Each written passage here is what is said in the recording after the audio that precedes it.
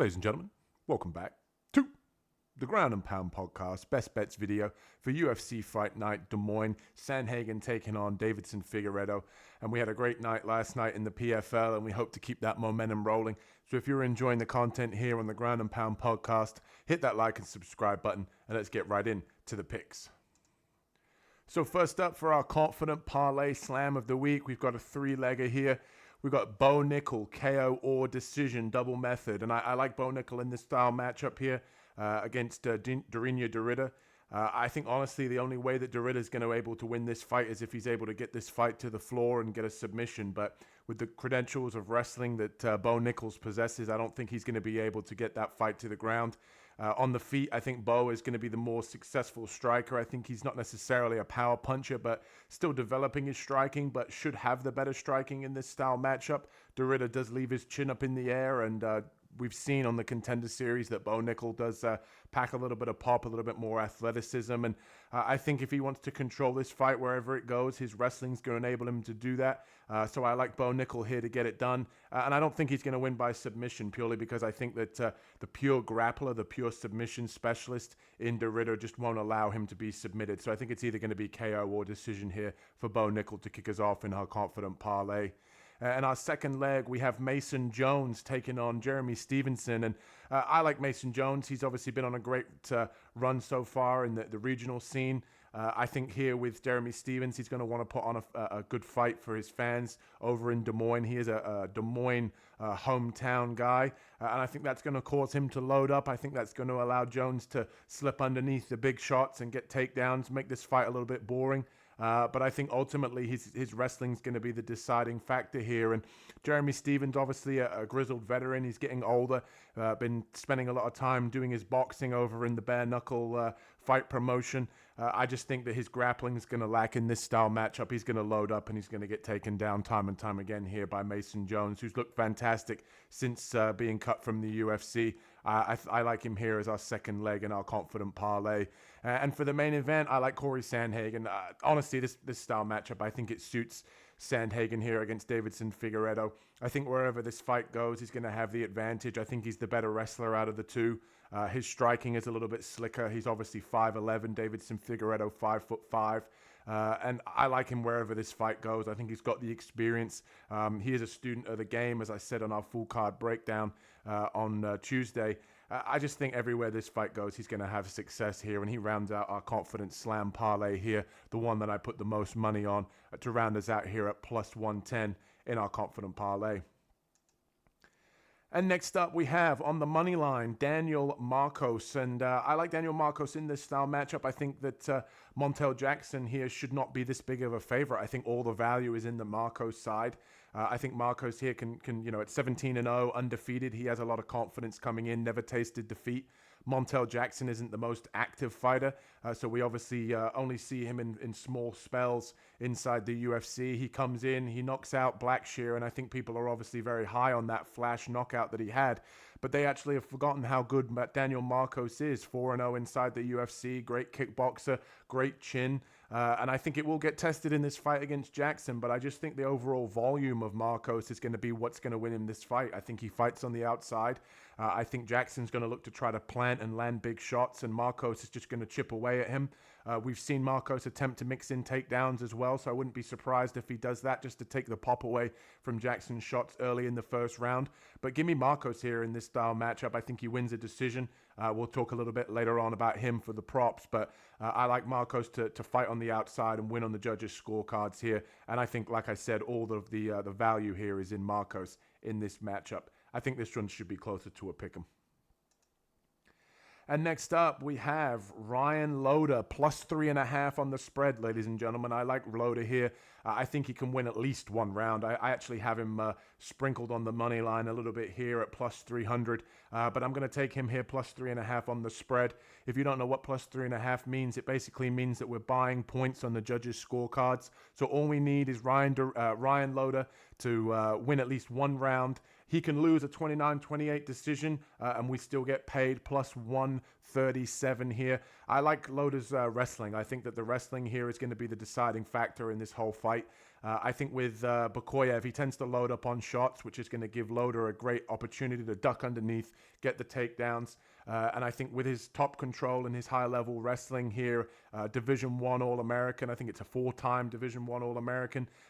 He has the better wrestling out of the two. He has great top control, always working on his striking. Obviously, no secret that Loader is still very raw in the striking, but once he does get people to the ground, he has a lot of success. And when you look through Bakoyev's credentials here inside of MMA, 19-3, but a lot of his victories are over some very questionable opponents. I do think Bakoyev is very good. He is the better striker here, but I think ultimately Loader gets this fight to the ground, and I think he can dominate on the ground with his control and top pressure, winning a decision. And if we are able to get at least one round out of Ryan Loader and he makes it to the scorecards, we get paid. So give me Ryan Loader here at +3.5 on the spread. And next up for our moneyline plays, we've got Daniel Rodriguez. And this is really just a play on the fact that I think Daniel Rodriguez out of the two is the less washed. And I think he's probably the better fighter out of these two older guys, both 38 years old. And this really just comes down to the volume to me of Daniel Rodriguez. Daniel Rodriguez put up 120 significant strikes in his last two fights. Santiago Ponzinibbio somewhere in the range of 60 to 70. I think the forward pressure here of Daniel Rodriguez at +100. I think he should be the favorite. He's fought the tougher level of competition recently. He's had a lot of success inside the UFC fighting and beating people that he should be beating. And he loses to the guys who we expect him to lose to. So I think with Ponzinibbio, he had a very competitive back and forth fight in his last fight against Carlston Harris. And he was able to obviously have a moment there and get the knockout. But I think with Daniel Rodriguez, the length, the forward pressure, and the volume is going to be enough here for him to win this one. I do think that Santiago Ponzinibbio is live for a counter. We've seen in the past Daniel Rodriguez can get clipped when he gets a little bit reckless coming into the pocket and a lack of head movement. But I think ultimately he's going to have the more powerful moments inside the fight that are going to stick with the judges, and the significant strike favor is going to favor Daniel Rodriguez here. So give me him +100 as one of our best bets here on the money line. Give me Daniel Rodriguez to get it done this Saturday. And next up, this is probably my least favorite out of the four, but I think Yana Santos here at +110. I think there's value here on the money line against Miesha Tate. Yana Santos was able to get it done, get back in the win column in her last fight against Chelsea Chandler. Obviously, that win hasn't necessarily aged too well. She is 35 years old. However, Miesha Tate, 38 years old, grappling heavy style, striking obviously very raw. Santos is definitely the better striker out of the two.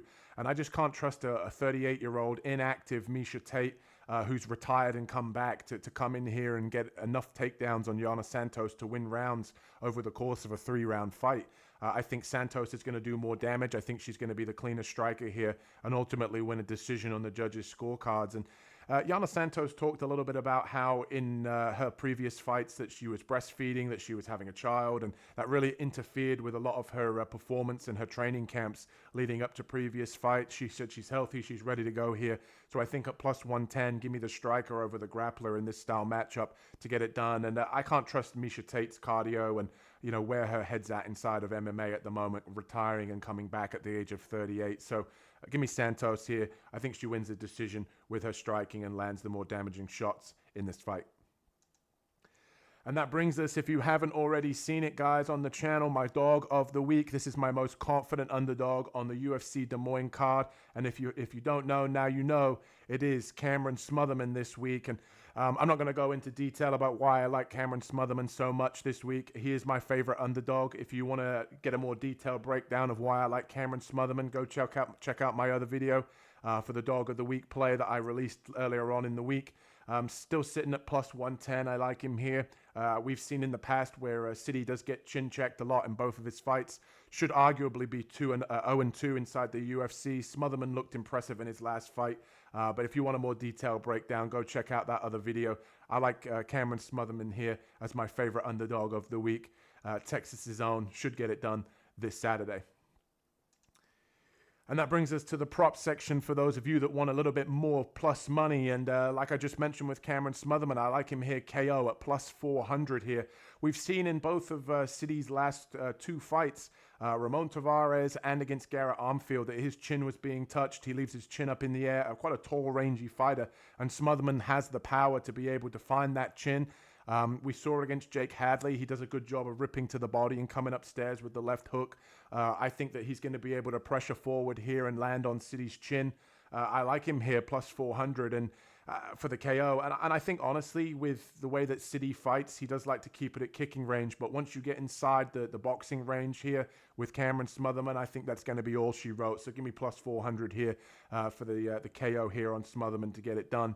And as I mentioned earlier, we have Daniel Marcos at plus 300 by decision. And because I mentioned earlier, obviously he wants to fight on the outside and kind of pick his shots here against Montel Jackson. I think that that's going to be his method of victory. I think he's going to win a fight based on him kind of pitter-pattering on the outside, chopping the low kick, using the jab, landing more significant strikes over the course of 3 rounds here. So I like him plus 300 for a decision here against Montel Jackson. I think this is going to be a smart game plan here for Marcos to know that he has a dangerous opponent in front of him. He has to be on his P's and Q's. And I think ultimately he's going to fight a well-executed, good fight IQ game plan here against Jackson to get it done on the judges' scorecards. And our third prop here, we have Jillian Roberts, round 2 finish, plus 800 here against Marina Rodriguez. And I like Jillian Roberts in this style matchup. I think that she's obviously going to get the takedowns. We've seen with Marina Rodriguez, she struggles to defend the takedowns. I think Jillian here is going to obviously look to get the fight to the ground like she always does. She has fantastic top pressure. She's looked mean in her last few fights. She's looking to finish on the ground. And I think what's going to happen in this style matchup, it's going to look very much like the Amore fight, the Jacqueline Amorim fight of last week, where she's going to wear on her. She's going to get her down early in the first round. Jillian's going to get the takedowns, control her on the ground, beat her up, tire her out, and then the second round, she's going to get the takedowns much easier, ultimately either get some sort of ground and pound or choke victory. And that's why we've gone with round 2 instead of a specific method, because we've seen with Jillian, she will soften her opponents up to get the choke, but she also will happily bomb away with elbows and shots from the back when she has top control or in mount. So either way, I like her to get it done here in round 2, whether it's submission or TKO. But give me Jillian Roberts here in round 2, plus 800 to round out our prop section here on the Best Bets video.